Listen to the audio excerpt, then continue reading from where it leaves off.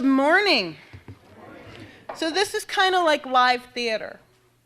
We're going to go back and do the call to worship. So I was thinking about it driving up here this morning, that in a way it feels like it was just yesterday that we were together. But it also feels like it was a lifetime ago, like it was forever. Because in that time, so much has happened. And I see a lot of familiar faces, some new faces, some changes to the service, some of which are oddly familiar. The new chairs from the lobby brought in here. I notice all this stuff. But for me, I'm officially halfway through my MDiv program. There is a light at the end of the tunnel. And I'm knee-deep in that discernment and formation process that generations of ministers have gone through before me, even though I want to believe that I'm the first one who's ever had to do this. I'm growing and being stretched in ways that I never thought I would be. But my experience isn't unique. We're all growing and changing and being stretched. We're all having new experiences every day. Kids grow up and leave. Our families grow. We change jobs. We move to new neighborhoods. The kids come back home to live with us. But we're still together again. We remain connected to the people that we love. And despite all the changes in my life, I still feel a very deep connection with this fellowship. I always carry you in my heart, and you're always on my wrist. So it makes me incredibly happy to be back here with you this morning. I'm excited on this cold and a little bit gray Sunday, but excited nonetheless. So let's celebrate being together again in worship.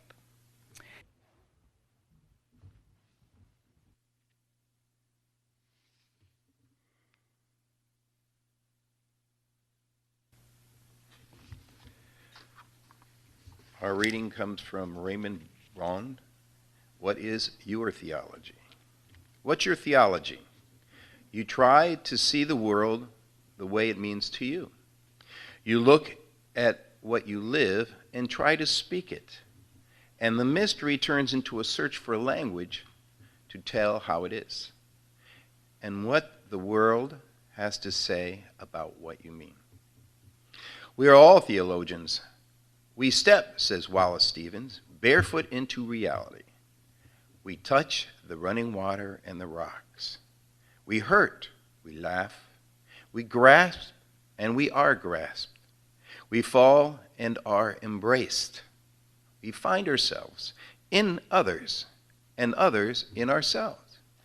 Broken and fragmented, we are driven toward wholeness, toward integrity, toward healing what separates and divides us from one another. Long before we hold any belief about it, we feel the presence of something sacred and meaningful. Unable to name it, we respond with metaphor, with vision, with decision. And we live as though that were the way the world is. Your theology is your commitment. In Herman Melville's words, it is not down in any map. True places never are.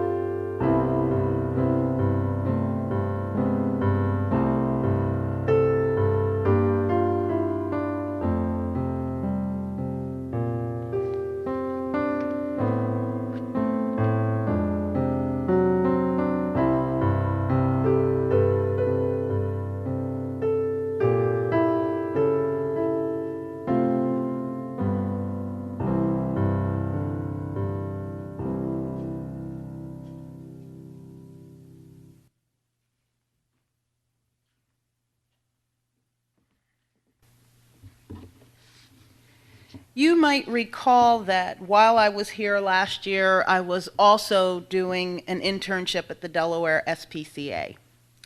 I cleaned bowls, I scrubbed litter boxes, I walked dogs, and constantly kept 2 washing machines and 2 dryers going with the endless mounds of towels and sheets that a shelter can generate.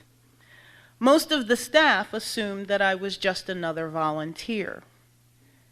But when anybody found out that this was part of my community studies class at seminary, they'd usually get this funny look on their face. Like, what does scooping kitty litter have to do with religion? Well, what indeed? But in my mind, everything. My time at the Delaware SPCA was part of my ministry, which is rooted in my religion, which is shaped by my theology. Religion is about how we live and what we do every day. Service, particularly to those who are vulnerable, is part of my religion, along with the pursuit of knowledge, integrity, and love. It's how I live. I do it because I believe in a creative energy or force in the universe that truly does compel me to do good work. Now, traditionally, people think of theology as the study of God or divine things, but it can also mean that field of study, thought, and analysis that discusses religious truth. Richard Gilbert says that theology has to do with ultimate concern and commitment by whatever names we call them.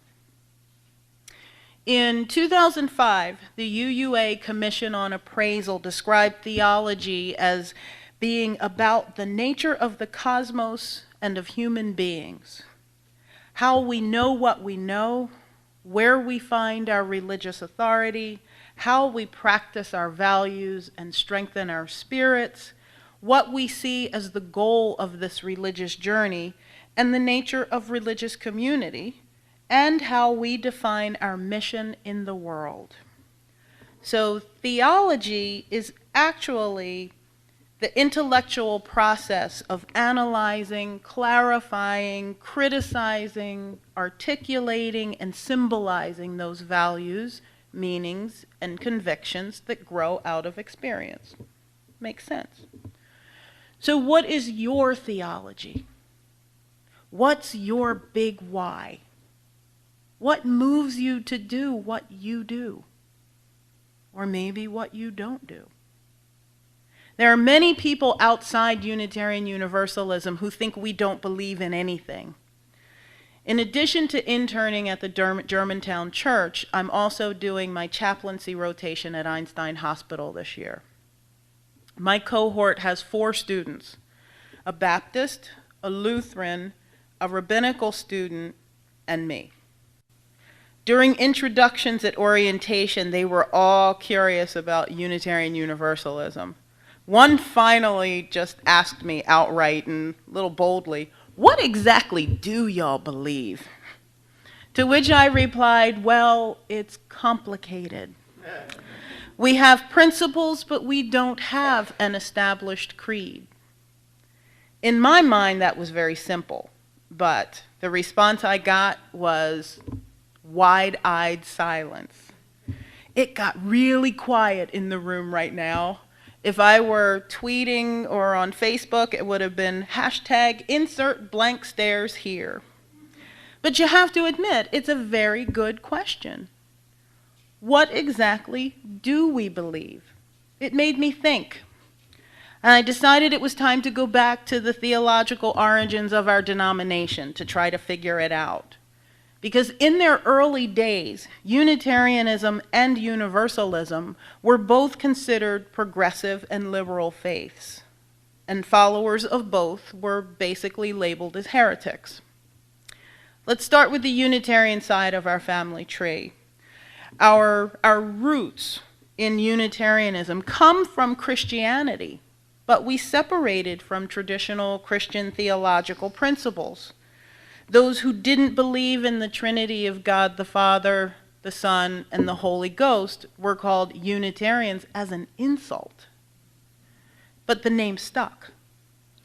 Unitarians really didn't intend to branch off into a separate denomination. They just wanted the freedom to live their truth within the Christian church. They referred to themselves as liberal Christians who were more concerned with the doctrine of man than the doctrine of God. They rejected Calvinist notions of predestination and original sin, believing instead in the right of self-governance and individual free thought. So these liberal views permeated our society in the mid to late 1700s and formed much of the impetus for the American Revolution and the establishment of our country. Joseph Priestley, whom many credit with bringing Unitarianism from Europe, arrived in this area in 1794. As Philadelphia was, at that time, the center of democracy and a hotspot for liberal thought. Priestley was regularly in the company of John Adams, Thomas Jefferson, and the early leaders of the Republic.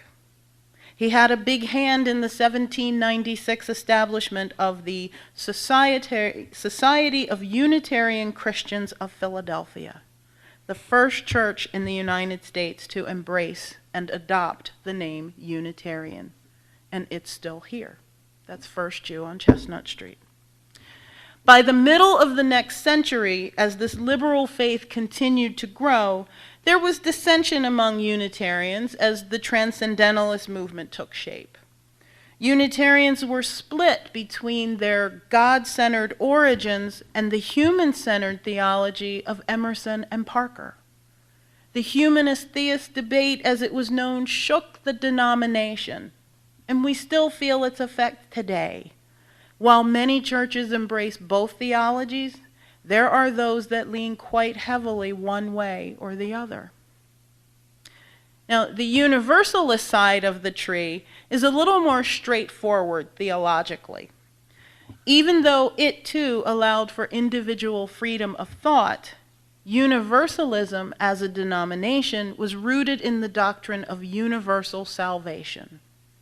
That God is infinitely loving and merciful and would ultimately redeem everyone. Universalists denied the notion that God would damn sinners to burn eternally in hell. So comparing the two faiths, Thomas Starr King is credited as saying, Universalists believe that God is too good to damn men. Unitarians believe that man is too good to be damned. So when Unitarianism and Universalism began talking about consolidation before 1961, like in the 50s, they got really serious about this. The big question centered around theology. Would Unitarian Universalists be Christians? If not, what would they be?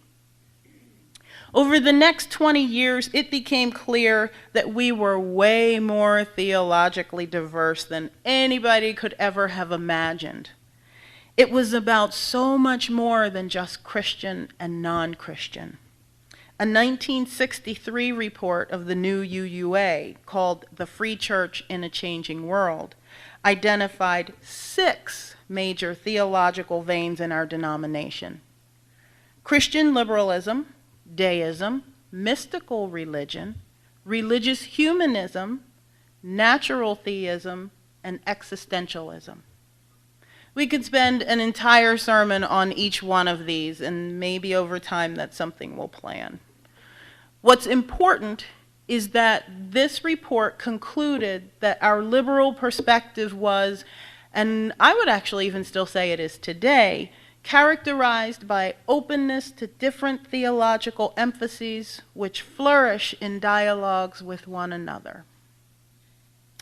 So there may be some commonalities among our individual theologies, but for the most part, we are a highly diverse group. So if the answer to my classmates' question, "What do y'all believe?" is, as some would say, that UUs are allowed to believe anything they want, then what exactly is holding us together? Great religious thinkers, philosophers, theologians, and ministers, and people way smarter than I am have been thinking about this for years. There's an old joke that if you ask 3 Unitarians for an opinion, you'll get 5 different answers. We've got a reputation for being a little heady. We think a lot. What should we call ourselves? Are we a religion or are we a movement? And by the way, I think we're both. But what holds us together is religion, the practice of our theology. The word religion comes from the Latin religare, which means to bind together. So in its broadest sense, religion is that thing that ties us all together. It's that core of ultimate meanings, values, and convictions out of which we live our lives, according to Richard Gilbert. More than mere beliefs, which are just intellectual constructs, religion is an existential construct that permeates the total life of everyone. Our 7 principles have religious value and meaning for us as Unitarian Universalists. And then we have individual principles that are tied to our identities as well. I believe in our UU principles. They're part of my religion. And I also add that my individual religion is a combination of knowledge, integrity, service, and love. As UUs, we're bound together by our individual and collective belief in a force or a power or a sense of good that calls us on and propels us forward. Regardless of what you call it, God, humanity, nature, or that thing which has no name, our belief that there's something binds us together. We're bound by our sense of interconnection with all living things and by the realization that each of us is like a drop of water in a vast ecosystem. One drop that could gently quench the thirst of a tiny hummingbird and then be recycled to join with millions of other tiny drops to form a mighty river. Humans, hummingbirds, trees, rivers, and oceans, we're all a part of that magnificent web of coexistence.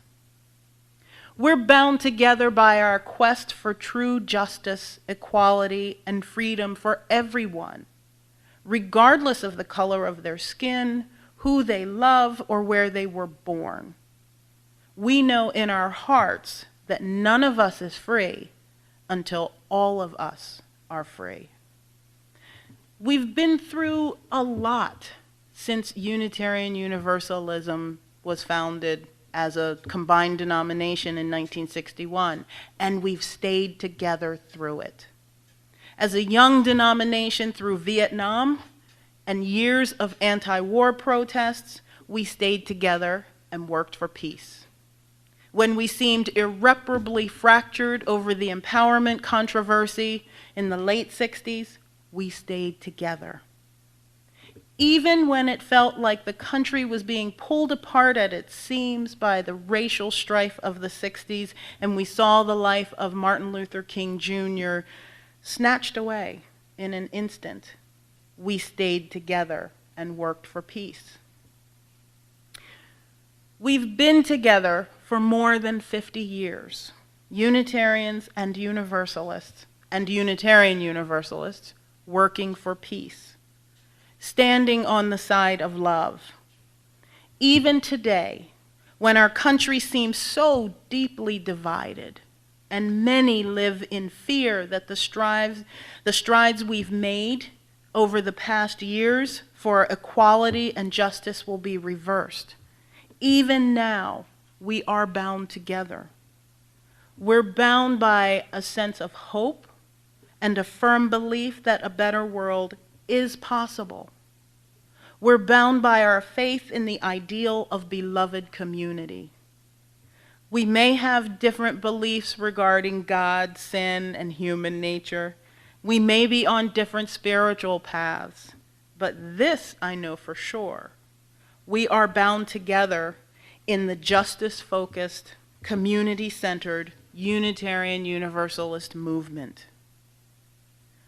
A movement is defined as an organized effort to promote or attain an end. A group of people working together to advance their shared political, social, or artistic ideas. That's us. We are a movement. A group of people motivated by our individual theologies who are bound together and committed to the realization of our religious principles. So now, while we're all reeling from the election and we're all wondering what happens in the world over the next 4 years and in this country, we stay together. We see there's work to be done. We set aside our differences and we'll come together in all our glorious theological diversity to fight oppression, inequality, and injustice, and do all we can to create a better world. We do it because it's the right thing to do. We do it because that's who we are. We've been doing it for years, and we'll keep doing it.